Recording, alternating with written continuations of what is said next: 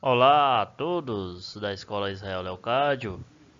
É com grande prazer que eu estou aqui com mais um vídeo aqui da nossa grande e bela geografia. E o assunto aqui agora é sobre as estruturas internas da Terra e os agentes endógenos. Eu vou dividir esse vídeo em duas partes. Essa é a parte 1. Vamos lá para o assunto. Sobre as eras geológicas, é importante a gente observar aqui na tabela a divisão da Terra em pré-cambriano, né, dividida em Adeano, Arqueano e Proterozoico, certo? Observando que a vida da Terra iniciou aproximadamente por volta de 4,5 bilhões de anos, né? Então, metade da história da Terra ocorreu no pré-cambriano, né? Podemos observar aqui. Então, foi um desenvolvimento lento da atmosfera, da hidrosfera, que são os oceanos, os lagos, os rios, e a solidificação da litosfera, que é a crosta, né? A crosta terrestre. Então, nós podemos observar que praticamente metade da vida da Terra ocorreu o pré-cambriano. Por outro lado, nós observamos o Fanerozoico, que é vida visível em grego, né? É nesse momento que nós observamos a vida sendo desenvolvida, uma vida muito mais evoluída, né? O Fanerozoico, que nós podemos dividir em Paleozoico, Mesozoico e Cenozoico, né?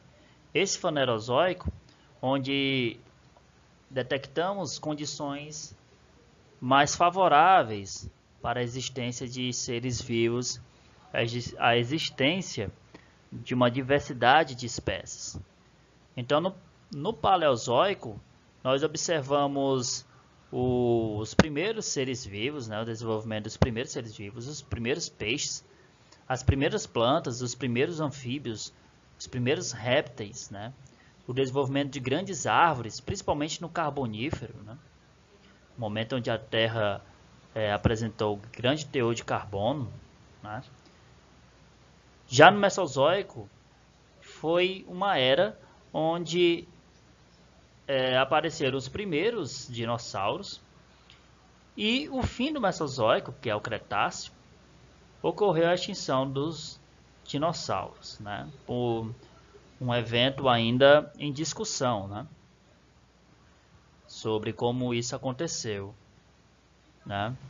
Então nós podemos ver que o Mesozoico ele marca, né, um dos vários eventos de extinção cíclica das espécies. Já a era Cenozoica, que é a era que a gente vive, é uma era dividida em dois períodos, terciário e quaternário, né? A era Cenozoica, nós observamos a presença dos primeiros mamíferos. É entre o Mesozoico e o Cenozoico que vai acontecer a divisão da Pangeia, que a gente vai ver lá na frente, certo? Mas lá no quaternário, nós vamos identificar, desde o Pleistoceno até o Holoceno, né, que são duas épocas do quaternário, a presença de eras glaciais e o aparecimento e desenvolvimento do homem, né? Então, nós vamos perceber que o homem é um ser, né, um ser vivo, que apareceu recentemente na Terra. Se nós fôssemos dividir a vida da Terra em um ano, o homem estaria aparecendo nos últimos minutos deste ano, né?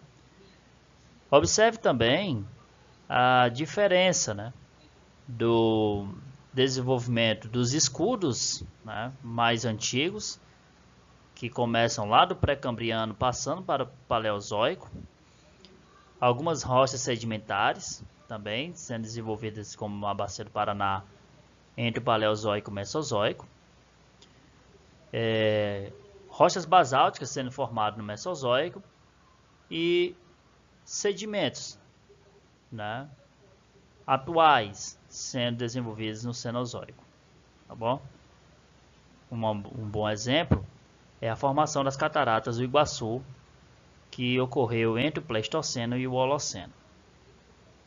As estruturas internas da Terra é dividido em 3 partes principais e 2 descontinuidades. Primeiro observamos a crosta terrestre, que é a parte mais sólida, né? A parte externa, tá bom? Que é a parte onde nós vivemos. Depois nós temos uma camada mais líquida e pastosa, que é o manto, né? Esse manto ele pode ser dividido em externo e interno. Nós temos um manto externo, comumente classificado, identificado como um material mais pastoso, e o interno, um material mais líquido, por conta das altas temperaturas. Essa parte que divide a crosta mais sólida do manto mais líquido e pastoso, nós podemos dividir a partir de um estudo, né, feito por um cientista chamado de Mohorovic, né, onde ele identifica um limite entre a crosta e o manto. Esse ponto, esse limite, nós chamamos de descontinuidade, né, de Mohorovic, ou descontinuidade de Moho. Né? Depois do manto, nós temos o núcleo, dividido em 2 partes, o núcleo externo e o interno. O externo muito mais líquido e o interno muito mais sólido. Tá?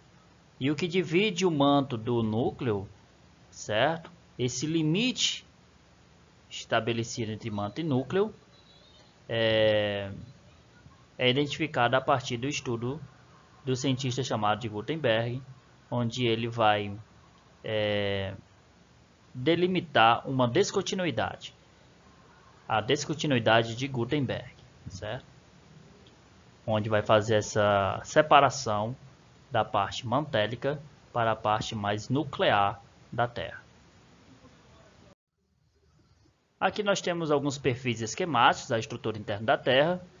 Sobre a composição química das camadas, nós dividimos as estruturas internas em crosta continental e crosta oceânica, né? A crosta continental muito mais espessa e a oceânica muito mais fina, tá bom?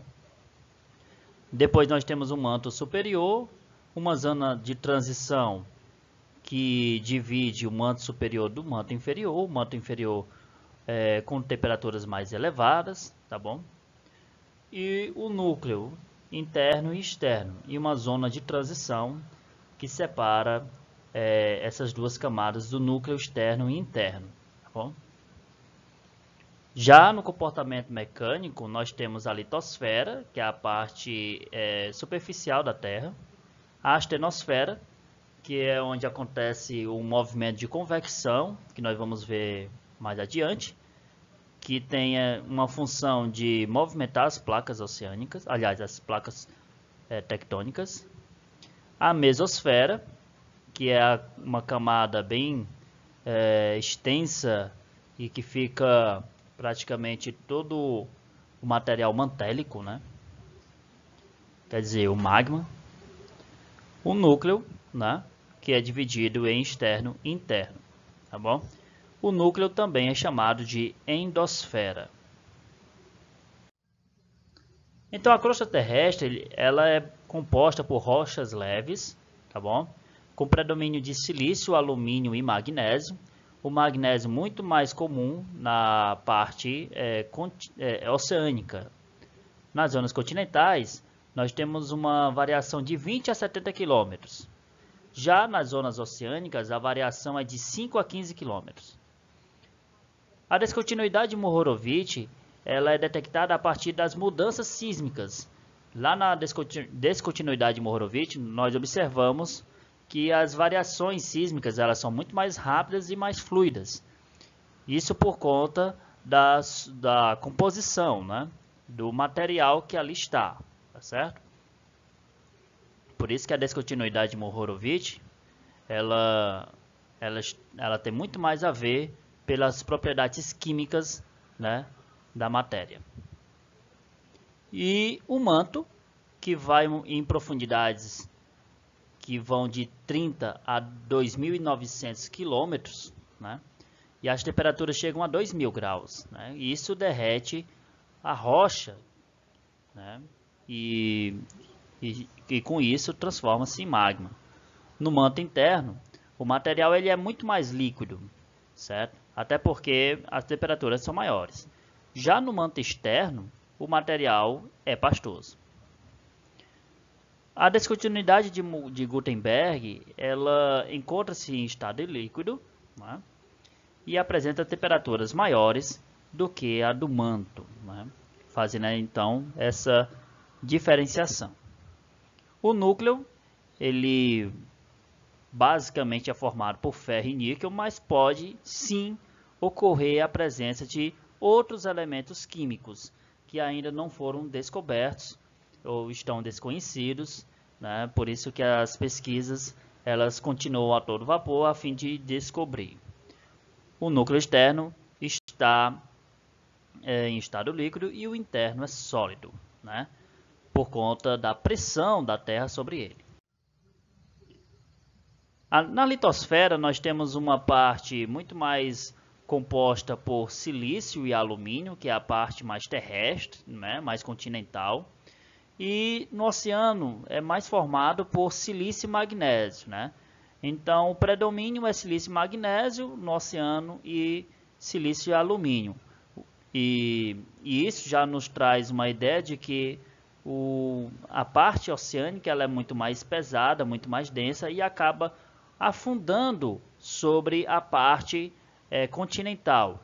Esse processo de afundamento, vamos dizer assim, da placa oceânica com a parte continental, encontramos uma zona de subducção, né, que é esse mergulho de uma placa muito mais pesada sobre a outra, né. Sobre o princípio da isostasia, nós podemos observar que as áreas continentais, né, como exemplo aqui essa montanha, né, pintado em marrom, está flutuando sobre o material mais pastoso, né, que é essa parte mais cinza, que é o manto, né? Tá bom? Então aqui observamos que as áreas continentais flutuam sobre o manto de material muito mais denso, né? O soerguimento, né, quer dizer, a elevação ou a subsidência, o rebaixamento, né, dessa área continental, ele vai provocar um efeito contrário na base da crosta. Então observamos que essa montanha, com o passar do tempo, poderá sofrer um processo de erosão. Então veja que houve uma perda de sedimentos nas partes mais superiores e nas vertentes dessa montanha. Então o que é que aconteceu? Essa montanha ela perdeu, né, sedimentos na parte externa, então ela rebaixou, né, o seu tamanho, porém na sua base houve um soerguimento, certo? Houve um soerguimento do seu peso, né? Então há uma diferença de soerguimento ou subsidência, certo? Em relação à base da crosta. Então a diminuição da porção na crosta terrestre, ela também vai acarretar uma diminuição da sua porção inserida no manto. Se diminuir o tamanho da crosta, também vai diminuir a sua inserção lá na parte mantélica, na parte do manto, né? Nós falamos muito de raiz. Como assim raiz? Se eu diminuo o tamanho da crosta, diminuo também a sua raiz nas partes internas da Terra, ok? Sobre o encontro de placas, nós temos três tipos: As convergentes são forças compressivas, são forças de encontro de placas. As transformantes são forças laterais, né? Muito que acontece bastante na falha de San Andreas, né? Nessas forças, essas forças laterais são chamadas de forças de cisalhamento, né? Que também pode ser chamado de limite conservativo. E quando as placas estão se separando, nós temos limites divergentes, de separação, de divergência, quer dizer, são distensivas, né? Então aqui no mapa nós podemos observar onde acontece, né, movimentos convergentes, divergentes e transformantes, né? Então veja, a divergente acontece aqui nessa parte mais sul, né, da placa, entre a placa sul-americana com a africana, né? Então veja aqui na setinha lá, amarela, né, amarelada aqui, a separação de placas, certo? E claro que nessa zona não acontece grandes tremores de terra, né? E também não é possível acontecer formações de tsunamis, tá bom? Muito comum lá no Sudeste Asiático, lá na parte da Oceania, onde há o encontro de placas. Por outro lado, aqui na seta branca, a placa indiana está de encontro com a placa euroasiática. Então, nesse encontro de placas, que é um encontro convergente, vai acontecer um choque e a formação de grandes cordilheiras de montanhas, como no caso aqui, nessa zona, nós temos a cordilheira, né, do Himalaia, né, que formou-se montanhas acima de 8 quilômetros, né, de altura, tá bom? De altitude, no caso, né? E aí nós podemos observar esse grande fenômeno, né? Esse grande momento, esse grande evento geológico, né? Esse belo evento geológico que é a formação de cordilheiras de montanha a partir do encontro de placas, né? Em uma zona convergente. Já aqui na parte da placa do encontro da placa do Pacífico com a placa norte-americana, as setas vermelhas nos indicam um momento onde há um movimento lateral, né, transformante das placas, né? É uma força de cisalhamento, certo? É nessa zona onde se forma uma falha poderosíssima, que é a falha de San Andreas nos Estados Unidos, certo?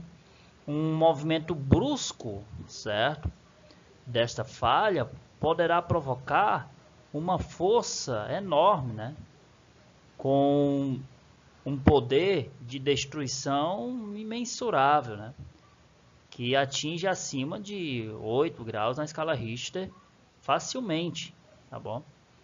Então aqui nós temos no mundo esses 3 exemplos, né, de forças transformantes, divergentes e convergentes.